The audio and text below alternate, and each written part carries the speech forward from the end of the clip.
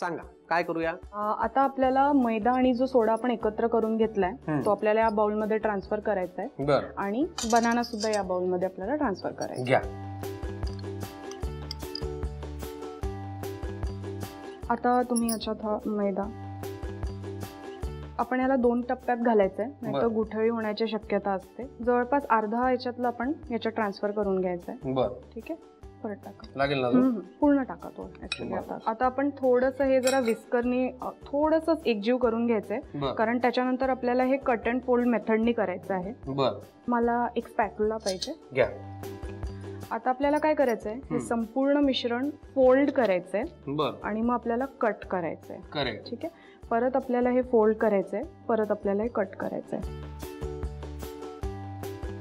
So it is done now. Okay. आता choco chips जे आहे आपण डायरेक्ट या बॅटर मध्ये पण टाकू शकतो किंवा आपण वरून पण टाकू शकतो. So it depends on the choice for chocolate. आपण एक काम करूया ना, दोन्ही पद्धतींना आपण नाराज नको करूया. थोडे आता घालूया, थोडे वरनं घालूया. बघा किती लागणार आहे. निम्मे टाकायचे.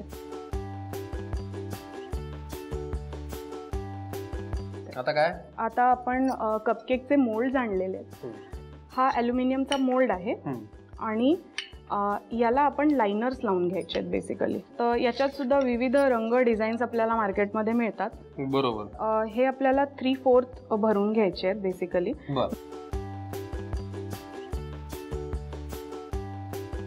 हे आपण 3/4 भरून घेतलेलं आहे. आणि आता याच्यावरती आपल्याला चोको चिप्स भरून घ्यायचे. आता आपल्याला काय करायचंय की आपल्याला कॉन्व्हेक्शन मोडवर 180 डिग्री सेंटीग्रेड्सवर आपल्याला अवन प्री हीट करून घ्यायचा आहे. बरं. किती वेळासाठी? तो म्हणजे ऑटोमॅटिकली 180 डिग्रीला आला की तो आपल्याला बीप देतो. त्याच्यानंतर आपल्याला हे कॉन्व्हेक्शन मोडवरच 180 डिग्री सेंटीग्रेड्सवर 22 मिनिटसाठी मिनिमम बेक करायचं. 22? Yes, 22 minutes. फारच परफेक्शन आहे.